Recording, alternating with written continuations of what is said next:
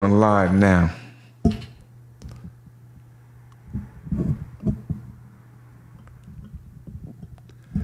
Hi guys, how y'all doing out there? I'm Doug Best. We trying something a little different tonight. I had my main man, Big Cal from CMAC to come out and work on the computers and make sure that the audio was correct. But however, I'm noticing when I'm doing it now that I could hear it through the TV, but I'm not sure what that situation is. If you guys out there, you guys could tune in and just tell me what you think. I got my main man, Big Johnny Nelum. He gonna give us a class, a master's class in power and politics. Yeah, Johnny, take it away and talk to the people. Doug, I appreciate you having me here. There's so much to talk about in this city, in national politics. And one thing I was telling you and everybody else, we better wake up because it's coming for us. Trump trying to make it where we can't vote, you know. Even the politics in town here, you know, we ain't got nobody out there that's working for us. And I'm hot about a whole bunch of issues in this town. I know we had some controversy in this town not long ago about the Cesar Chavez signs and that. And I see them still up. And if Martin Luther King had the same controversy, them signs would have been melted and took down already. So, you know, I'm upset about a bunch of things, to be honest with you. Yeah, so Big Johnny, so do you feel like, first of all, over at Edison High School, 540 California Avenue, I grew up and I graduated from Edison High School. Do you feel like they should have never put Cesar Chavez on the wall? Should have never been on the wall. Whoever the representative was in that area, well, I'd have some choice words, but I'm gonna keep them to myself. I think it was Keisha Thomas. You know, she was in a position of power where she could have made a difference. Edison High School is sacred ground. It will always be sacred ground. There are many places that you could have put his picture up if you wanted to put him up. Mm-hmm. You know, I come back in the days when Cesar Chavez had the union started. I used to work in them fields myself. And when Cesar started that union, guys like me couldn't even go in the fields out there. So, you know, and I know why the holiday is, and I want everybody to have what's coming to them, but let's be fair, you know, it's been a while, and them signs still up. You know, and it just, what if we had Jeffrey Epstein signs everywhere? Mm-hmm. They'd be rushing to take them down, wouldn't they? Yeah. So you thinking, no, Johnny giving us a master's class, man, in reality. Johnny just turned 80 years old. And the other day, I interviewed the billionaire, Tom Steyer. And, you know, before I went over there, I talked to Johnny, and I went to talk to him for just a little bit. But, so Johnny, so you believe that, you know, just because we don't have no representation down there at City Hall, we got a few people, few preachers, a few people like Miss Thomas in certain positions, but they not fighting hard enough? You got to fight, man. I don't care. You don't want me to go to cussing. Johnny, man. You don't want me to go to put cussing on your podcast. Johnny, man, I just want to tell you this. I want to tell whoever out there, Johnny, man, be yourself, man. They ain't no canceling me. You tell me a black of the city of Fresno that's fighting for any of us. And Floyd Harris is the only one I could think that's just on the surface. Is Floyd still in town? Yeah, Floyd is still here. He must be quiet as a church mouse. I ain't heard him lately. Mm-hmm. Yeah, okay. Yeah. Floyd tried to fight a fight, but I guess to beat poor Floyd down too. You know, I can't blame anybody but us, Doug, because we won't stick together. The point is if we had got 200 blacks together in this town, we could rule the world. But everybody is jealous of the other person, and it like them crawdads. You try to pull everybody down, and there's jealousy and all that stuff. And if you ain't Dr. So-and-so or this and that, you know, I look at the United States, man. We done had governors. We done had politicians, senators, and everybody that's been the president of these United States, all the smart, cum laude, everybody. And we $32 trillion in debt. Right. They ain't too damn smart, is they? Not economically, it don't seem. Yeah, something's wrong. Right. Yeah, Johnny, so just maybe you could just maybe give us a 5 point, just 5 points of what you think. First, politics start locally.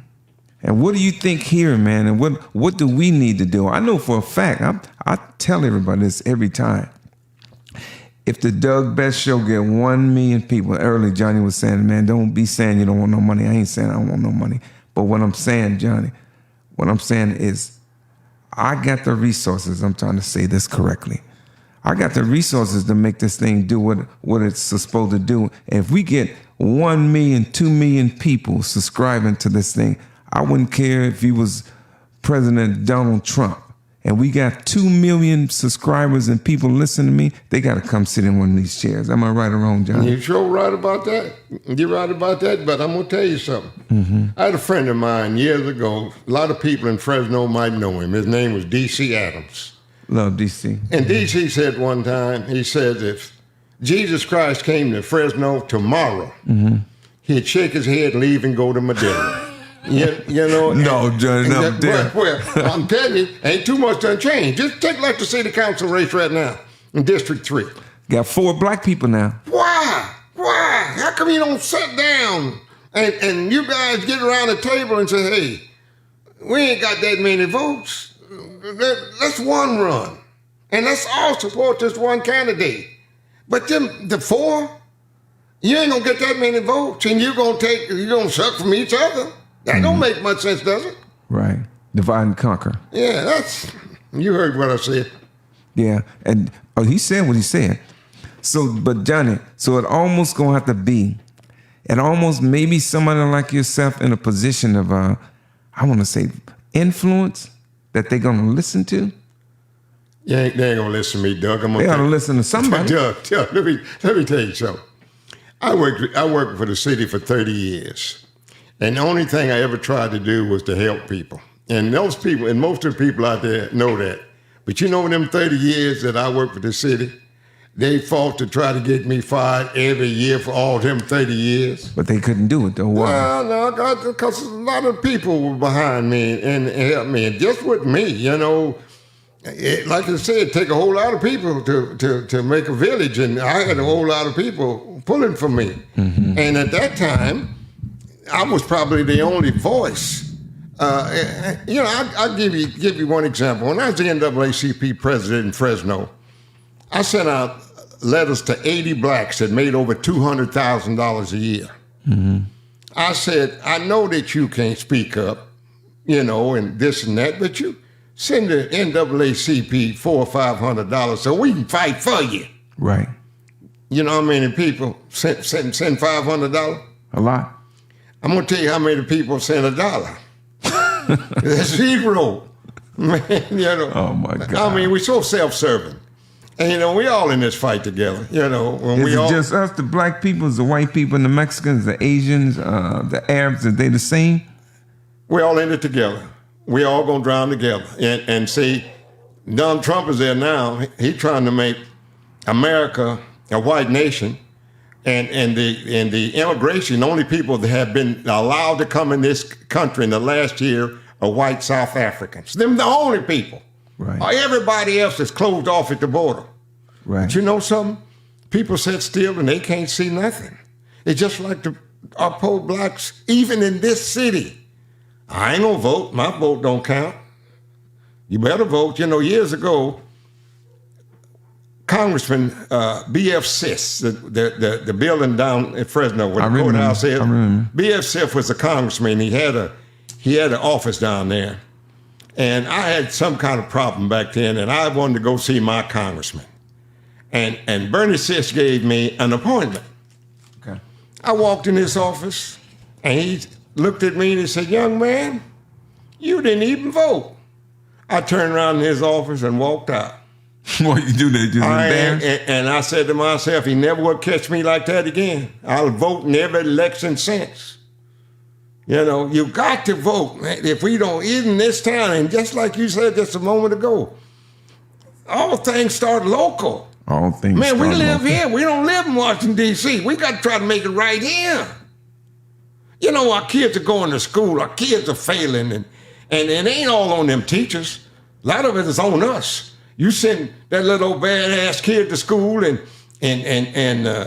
you expect the teacher to train him, and when the school call you, you want to jump on the teacher. What ought to happen, the schools ought to have a special room there. When they call you, you can take that kid in that room and tear his ass up. You know what I They mean? used to do that though when I went to Irwin. It's John Shopshire. You remember? Yeah, I know Johnny. Yeah. Yeah, he used to beat me all the time. That was a different day, but now The Dean of Boys. But now you got people now that they're getting them think tanks, and you can't hit that kid because you hurt his feelings. You know, they tried to send me to the pen for spanking my nephew back in '93, and he screamed like I was killing him, and I did be hitting with that belt. He was just hollering like I was killing him, and you know, because I was the NAACP president there, and they wanted to make a name, they wanted to put me away.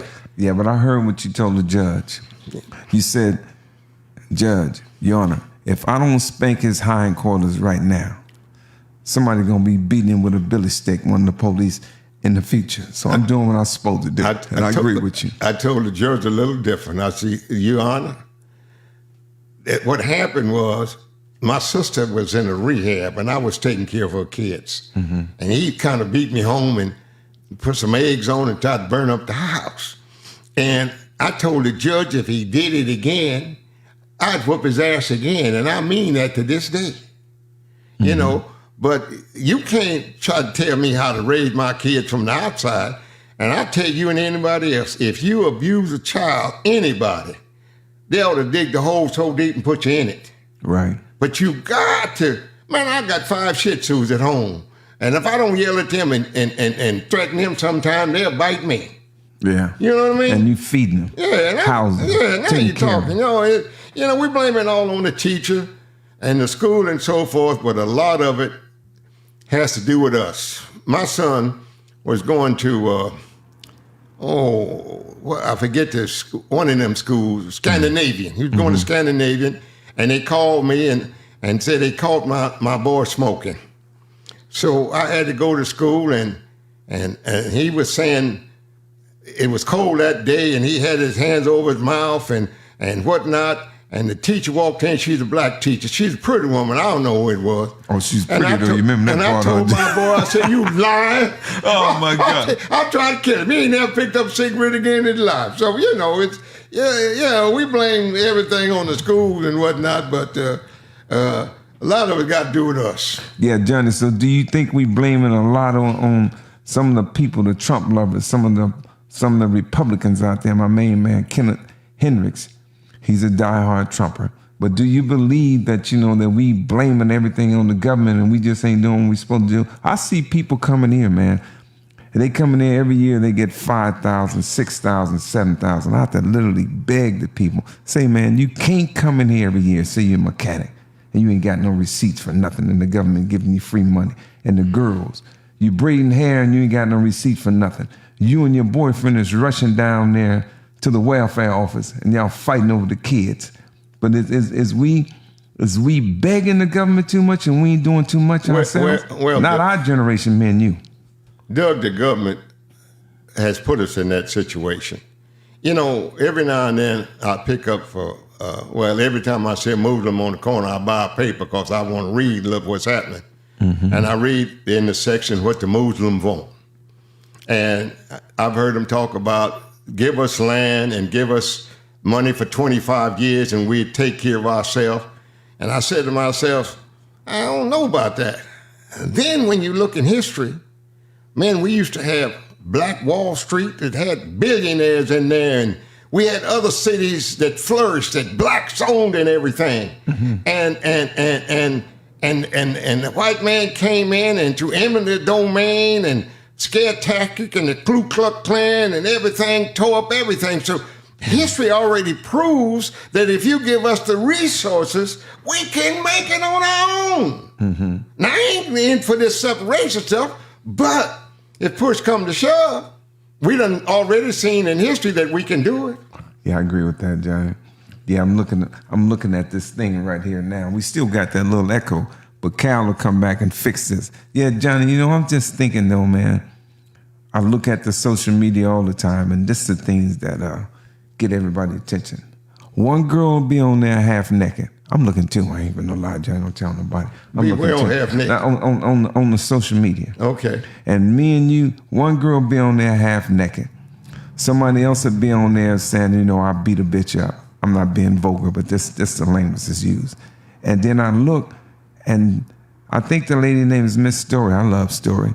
But she got damn near 200 views. Then I get on here trying to tell the people, how to make money, how to do something. Me and you get on here having a master's class with a man that's in lived 80 years and seen all kinds of things, and we get 5 people looking at us. What's wrong with that, man? How do we break that? Man, I ain't begging nobody for no money, man. I told somebody the other day, man, you could believe when I went over there and interviewed that billionaire the other day, a dude that came up out of the mud, the projects, the penitentiary, drugs, all that crazy stuff, and I'm interviewing a billionaire. Every powerful person in that city know about this podcast, whether they saying something about it or not, Johnny. Am I right or wrong? And you're right. But how do we touch the people, though, Johnny, with the brilliance that you got? Well, I'm gonna tell you something. If you come up without cooning, tap dancing, if you come up with that potion, you could be a billionaire yourself. Mm-hmm. I've been black for 80 years, mm-hmm. and I've been trying to help black people my whole entire life. It's true. And at one time, I'm a product of it, Johnny. I always say. At one time in this city, I'd say 70s and 80s in Fresno, California, was the best time for the black man in Fresno. We were all united. We were all together. You'd see another black person on the street, hello, my brother, hello, sister, whatnot. There's no more camaraderie like that. I might walk past a black woman, a black man now, and they think I might have stink on me. They don't even say hello or nothing. I have to force them to speak. Mm-hmm. We just, I don't know, we lost our drive or something. Something is missing. Yeah, but so right now, though, Johnny, so with me and you, the other day, I'm going to ask you about this and you can elaborate on it. You said power.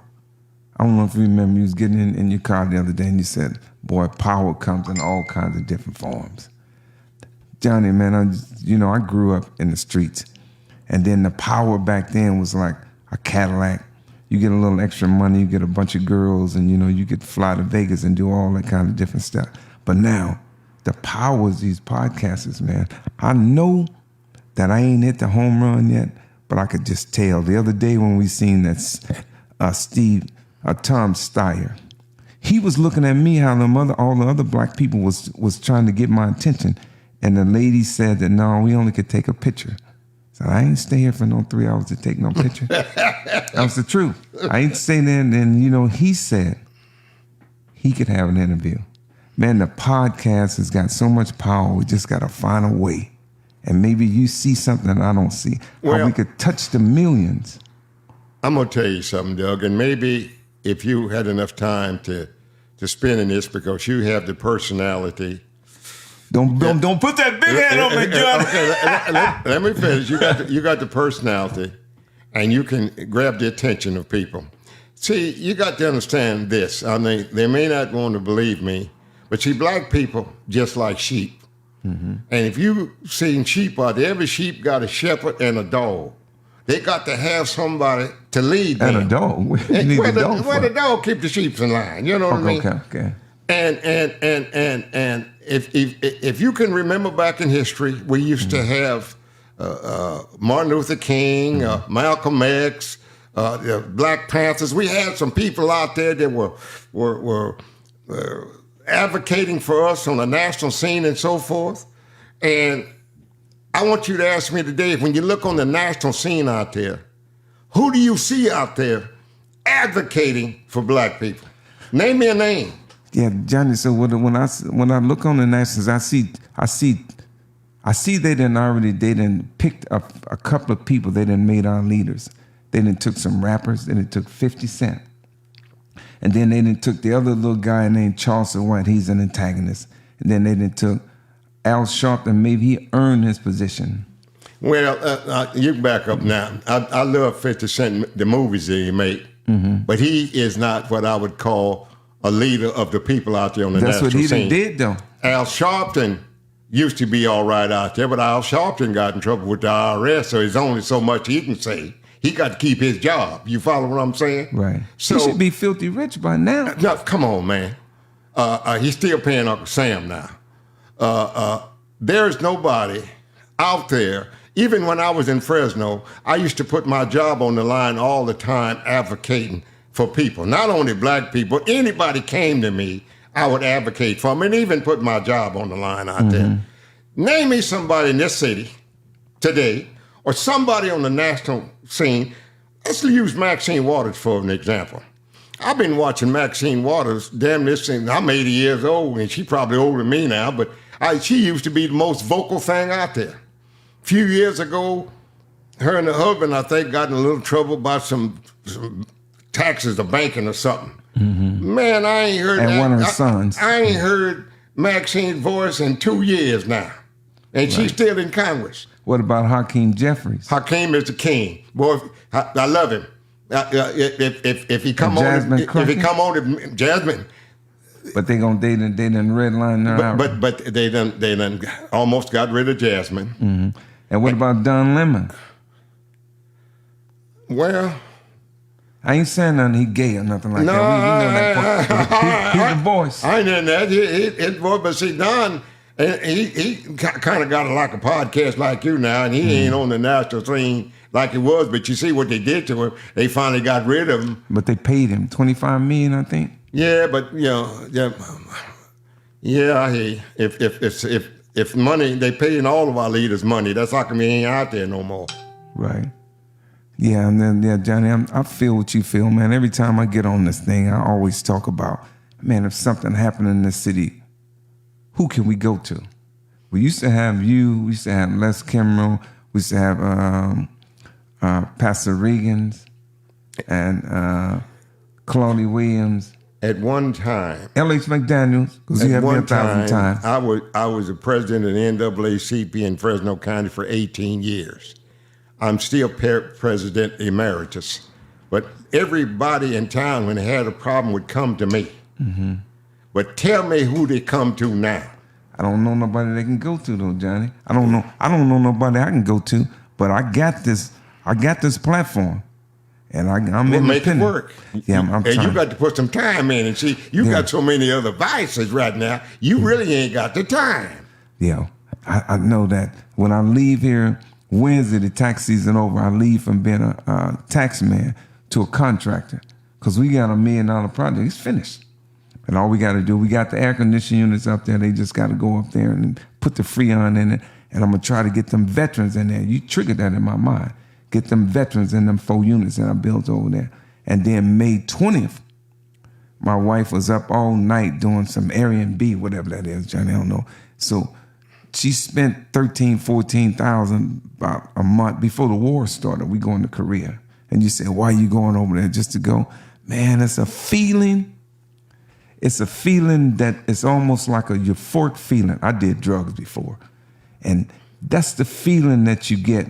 I don't know if I should be making that comparison. It's a euphoric feeling when you go to another culture. And when they see somebody like me, it's almost like they seeing a black diamond. Johnny, man, I swear and I hope my kids die. That's the feeling that, you could like, if Beyonce walked in the room where everybody's like looking at her, that's what happened when you go to them foreign countries. When we go to Yeah, but you know what? I know it ain't nothing like America though, baby. I live in Fresno, California, in the United States of America. I even went to Hawaii one time. A lady friend of mine and I went to Hawaii. And the best thing that I saw What's that, was the San Mateo Bridge on my way home. That's the best thing I saw. I went over to Hawaii, everything is the fake. I went to the Hawaii Cultural Center, the luau's. I ain't into that stuff. I'm into real things. You follow what I'm saying? Yeah. And You know, I got people coming to me now every day, but I'm old now. This is a master's class right here, Johnny. Yeah, but I don't know. I'm old. I didn't run. I can't even hardly walk no more. Man, I had 4 back surgeries and caught sepsis, almost died. What's a sepsis, though? Sepsis, it gets in your bloodstream, goes straight to your heart, and knock you out, right? Okay. You get infection. I was in Vietnam. From sex or something, Johnny? What is it? Yeah, it kills you quick. No, I'm talking about sepsis. What's it from, though? I don't know what it is. Well, when I was in rehab and I had the back surgeries, they didn't clean my stuff and it got infected. But now, and I was in Vietnam. I got blowed up on the 9th of December, 65. So I've been to hell twice. And I didn't run my race. And I still like to help people every now and then when I can. But I'm Johnny, I'm tired now. Yeah, Johnny, man, it's like, sometimes I don't know if you guys out there, they gonna see this because believe me, I'm gonna promote it. It's sometimes you see Spike Lee, sometimes you might see Denzel Washington or whatever, and they got something that's called a master's class. And what the master's class is just somebody just been through what they've been through, and they kind of just sharing their wisdom. That's what you're doing, Johnny. And then so what happened? We don't have access to, Don Lemon or Shannon Sharp and them, but we got this show right here, man. You got Doug Best and you got Johnny Nelum. And you got and Johnny said it ain't but one L, it ain't but one me. Nelum. Yeah, this is beautiful right there, Johnny, but I can't let you go before we just touch. We got to touch. When I was a kid, they used to have something called Uncle Sam. And what? Uncle Sam. You know who Uncle Sam is. But now what we got? We got Uncle Donnie. Yeah. Uncle Donnie, baby. Donald Trump. I want somebody. Johnny, do you love him or hate him? No, Johnny, just tell me. If you love him, you can tell him I ain't gonna be mad at you. If you hate him, hey, you can just, that's what you. What's it? What Uncle Donnie? No, I was telling somebody the other day, I was in Vietnam in 1965, 66. And there was 500,000 soldiers went to Vietnam. Mm-hmm. Out of the 500,000 soldiers that went to Vietnam, there were 270,000 black. So the half of the fighting force in Vietnam was black then. Mm-hmm. You know what? I used to go to the VA all the time. We still ain't got nothing. We still ain't got no respect. You follow what I'm saying? Mm-hmm. But I fought my fight. I fought it out in the community for as long as I could. And I'm sad. It's just like the American Legion over there. Man, the American Legion came over there in 1944. They drug them buildings from Hammer Field over there, and people, generation after generation, kept it going. I was a commander there for 3 years. When I got there, it was on the limb. I left it there in good shape. Mm-hmm. And now they took their charter. They fitting to tear the building down. Ain't no more Post 511. Isn't that sad? Right. Isn't that sad? You talking about Amador and Trinity? Yeah, ain't no more. The Legion, that's what we call it. The American Legion, ain't no more. That's sad. That's sad. But they I don't want to talk about, get mad when I talk about it, but... Yeah, but sometimes, at first I used to think anger was a bad thing. But unfeathered, undisciplined anger is a bad thing. Sometimes, man, sometimes you gotta let somebody understand where you're coming from, and you can still be respectful. But sometimes my daddy used to say, sometimes you gotta call a son of a bitch, and my daddy never cussed that much. Yeah, well, I'll say this to you, Doug. We're in a state of affairs.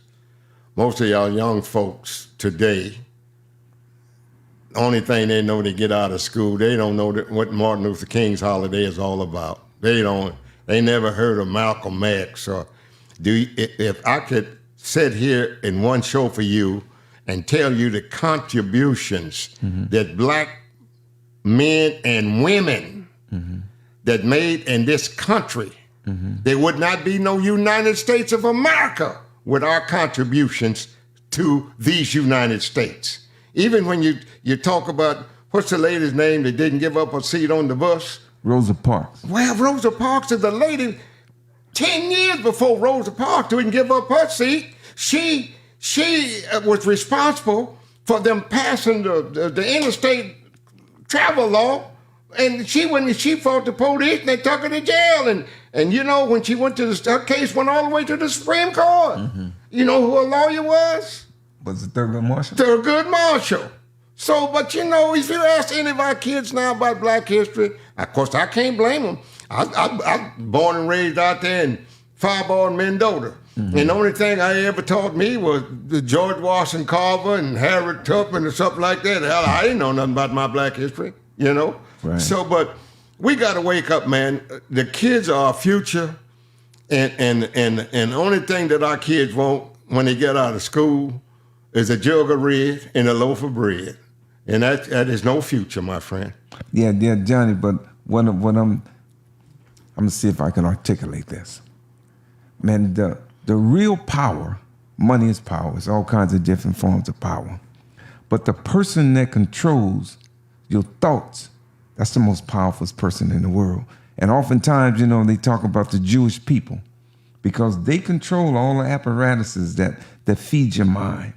And then so with these podcasts right now, so with the podcasts and the social media, so the reason why they're allowing most of the Black people, now, I mean, we do what we do, to be on there shaking their behinds, fighting all the time and not doing nothing productive because that's destroying us. But you could call us niggas all day long. Man, you could be the most powerful person, the richest person in America, and you use the word Jew in a derogatory fashion, they're going to cancel you. Kanye West got on there, man, and bent over backwards so many different ways. He done turned himself into a pretzel. And, you know, he could have some mental issues or whatever. But, yeah, but Johnny, so what you're saying with the kids coming along and all they want to do is get loaded and do whatever they're doing. But they controlling us with this social media. That's why the Doug Best Show is here, to make a difference. You mentioned the Jewish people. And the Jewish people at one time used to live in the same hood that we lived in because they were discriminated as much as the Black man. When they got their money, they got out. Mm-hmm. But the thing that really angers me today about the Jewish people, if any race of people in the world should know about genocide, it should be the Jewish people. Hitler tried to burn all of them, and which was wrong and everything. But now they're letting Netanyahu trying to eradicate a whole race of people, which is genocide. If it happened to you, how can you sit back and allow it happen to somebody else? Yeah, Johnny, so right there, I see what you see, man. I see what you're saying. The other day, the guy, Tom Steyer, says, even though I'm a billionaire, he said it just like this. I see what you guys see. This is why. Somebody asked him, why would he be 68 years old? Got $1.5 billion net. Why would you want to take on a job to be the governor with all that pressure and all that power? I mean, all that pressure and stress on it, because he says he want to make a difference. And then so right now, Johnny, by saying anything, me and you, they got people in a position of power that could stun the growth of the Doug Best Show if they wanted to. Even though I could care less. I go out there and cut trees. That's what I know how to do from my daddy and make $1,000 a day. I could easily do that. Yeah, Johnny, but so right now, by you saying what Bibi Netanyahu is doing in Lebanon and then in Gaza, and do you think that can have an adverse or negative effect on you for telling the truth? Because we know for a fact, man, we ain't got to be no goddamn fool. We know that they bombing these people and they're not bombing them, you know, just because they're trying to turn them into democracies. Yeah. If you know anything about history, we lost more blacks coming from Africa through the passage than the Jews ever did. Mm-hmm. They throwed us over across the ship with chains on us and drowned us and everything. We lost a lot of people. But you know something? The United States is just as guilty as Israel for this war. And it has to stop. And which war are you talking about? In Iran? Or are you talking about with Israel bombing Lebanon? I'm talking and Gaza. I'm talking about both. Both of them. But the only reason that the United States is into it because the Bibi Netanyahu, he done pulled Trump into this stuff, and Trump thinks he wants to rule the world. He wants his name on everything.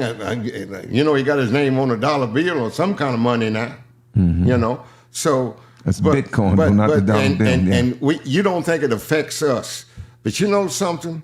It's just like they're doing the Hispanic now. Every Hispanic, if he ain't got his birth certificate and his ID on him, he like to end up in Back in Mexico. In Africa somewhere. What you talking about, Mexico? They send you anywhere. And I just, they're coming for us next if we don't wake up. Let me put it to you. But I'm going to tell you something. When it comes for us, ain't going to be so easy. It's going to be a bloodbath. I'll tell you that now. And I hope it doesn't come to that. I just hope that the election that comes up in November comes out for, when it's all said and done, that Hakeem Jeffries is the Speaker of the House, and hopefully we can right the ship, man. And Trump don't care about starving kids. Don't care if you go to the doctor, it took away your health care, everything. Mm-hmm. Man, I'm tired, man. It's about time for me to go to bed now. Yeah, Johnny, I know, Johnny, we was piddling around on this thing and said, boy, no, at 8 o'clock, I'm used to getting my back rubbed. No, he said that part right there. Yeah, gave me that look like. Yeah. Johnny, man, I'm so glad that you came. And then, every time we get on there, I'm trying to make this thing better and better and better. And, man, guys out there, Johnny, man, this is like a master class. Anytime you want to get on this thing and talk, I'm going to make it grow. I know for a fact that I was telling my senorita this about 4 or 5 days ago. At one point in time, I'm about to quit everything and just be a podcaster. And then, guys, so what happens is the people in Fresno and the people that see me and they say, well, I see Doug all the time. But the only difference in me and Barack Obama, not intelligence. It's not intelligence. Okay. It's exposure. Right. It's exposure. So what happened, if you see me on TV every day, just like Donald Trump and everybody else, then after a while, the people start watching me. But I know that with more notoriety, more scrutiny comes. So that means that I got to make sure that I keep my nose clean. Because as you grow and you ascend, in popularity, is that a good word though, Johnny? So more and more people see you, the more and more people's going to be having their eyes on you. And then if you do anything that you shouldn't do, they're going to knock you upside the head. And but I'm working, I'm working in process, man. Brother, anytime you need me to come up and give my 2 cents worth, and I always got at least $1.50. Just call me, I'll give you my piece. I ain't no walking back till I'm old now. Ain't nothing they can do to me no more. Yeah, Johnny, just close it out, man, and take us home, man. Take us home, and that's the camera right there. You look right in the camera, and the people, man. This is Johnny Nelum, man. That's a class. It's a master's class and power and politics and life. The only thing that I have to say, that I hope before I leave Mother Earth here, that somehow that we can get together. I don't care if it's 100 of us get together and get one common goal and not trying to put each other down and make things happen in this city. And we can do it. I agree with that, Johnny, man. The pleasure's all mine, man. I got to shake your hand, Johnny. Okay, my brother. Okay, guys, we'll see you guys out there. I'm Doug Best on the Doug Best Show. I'm going to put it on all the social medias and make sure that, we spread it out. And Johnny, man, as always with love. And we're going to end the show. I'll see you soon.